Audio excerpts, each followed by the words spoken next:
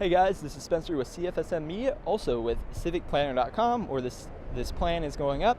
So I'm down here right now doing a video on the Coronado Bay Bridge, whether or not it is more cost effective to start saving up money now by reinitiating the toll to replace the bridge, or on the flip side, what can you do with the existing bridge? How can you add additional lanes? So add an additional lane of traffic on each side, add potential light rail and so the trolley service to the base and to Coronado, and then also about the bike and pedestrian path.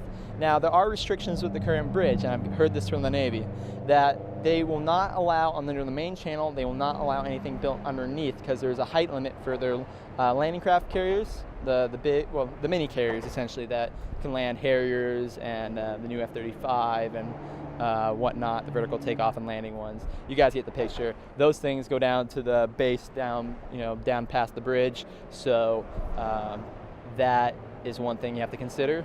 So you can't attach underneath. So that begs the question: what can you attach on the sides, on the piers? So can you add an additional lane? Can you add trolley service, to and from Coronado?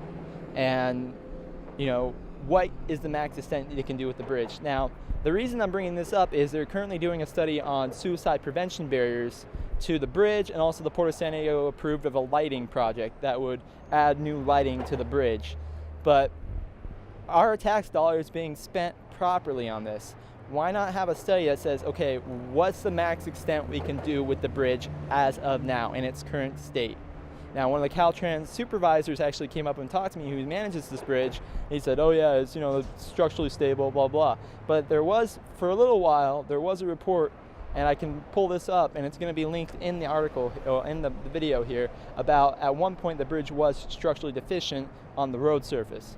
So, and I've also heard from other representatives that they would only consider really replacing it as of its current state, because I guess it has about another 20-25 years left on the lifespan of the bridge.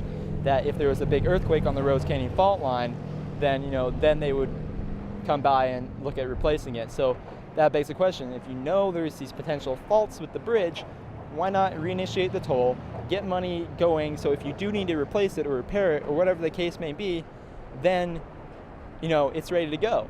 And that will save a bond measure and other potential tax woes for the city. So if you have the toll re-enabled, that goes into a special fund, can't be touched by the governor, can't be touched by anyone else. It's just for this bridge to either replace it, upgrade it, or do maintenance. So replace, upgrade, or maintenance. That's what that toll would be for. Now, again, I think personally that they should replace the bridge with a brand new one, so build it parallel to the existing. And what you would do is you would include all the hard shoulders, obviously, for one. You would have 7 lanes of traffic, so 3 in each direction with a center reversible one. The outer lanes would be for bus and carpool traffic, and obviously if you have the express pass through the city or through the county, then you could use that and get on those lanes. And that would take you through the outer lanes over there, where they would normally go if you were a carpool.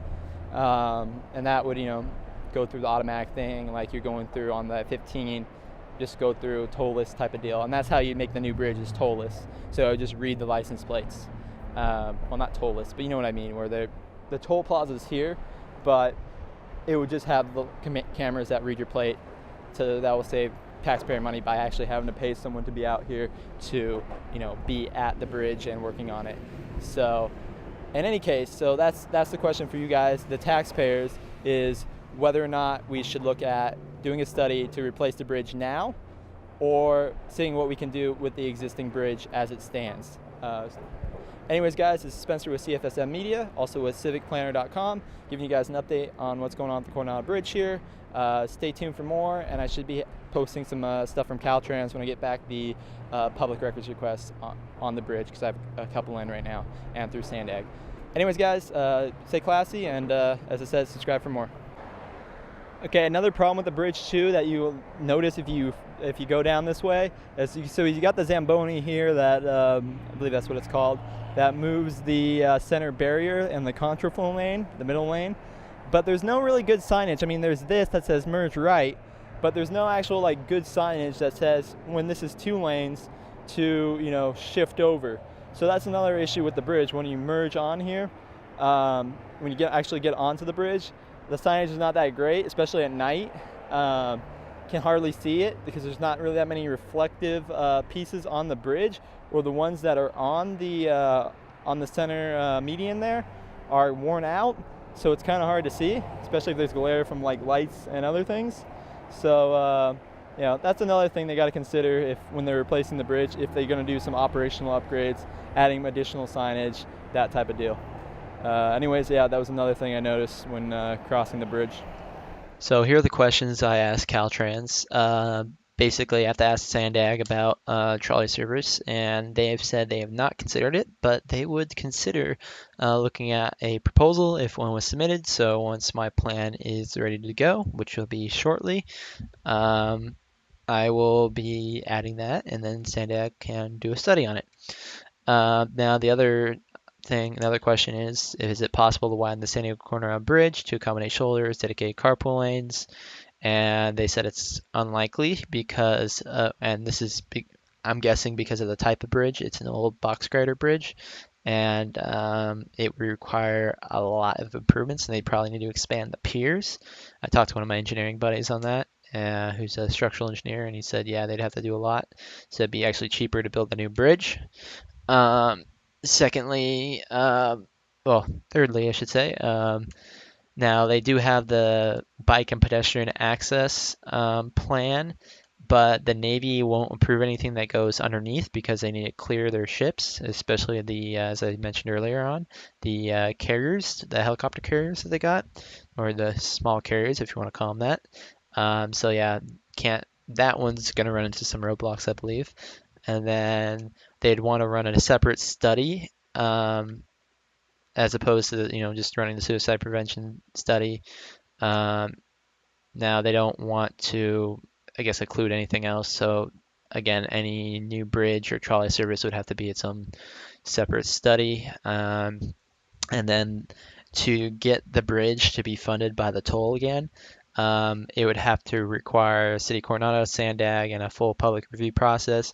And to add on to that, and I did some research, that would also involve the state legislator because they're the ones that detolled it, or got rid of the toll. Now this is the only bridge in the state, to my knowledge, that doesn't have a toll.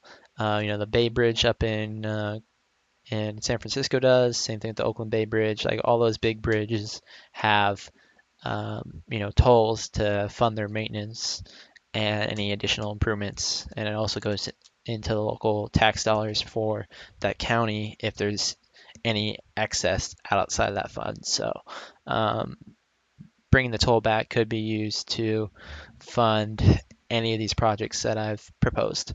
But anyways, guys, that's the response. I hope you found this video informative, and I'm looking to hear your feedback on it because this is something that we could add to the 50-year master plan. And we just got the problem with planning right now. A lot of people think short term, got to think long term. So this is one of those long term goals, guys, and I hope you agree with me on it. Thanks again, and looking for your feedback.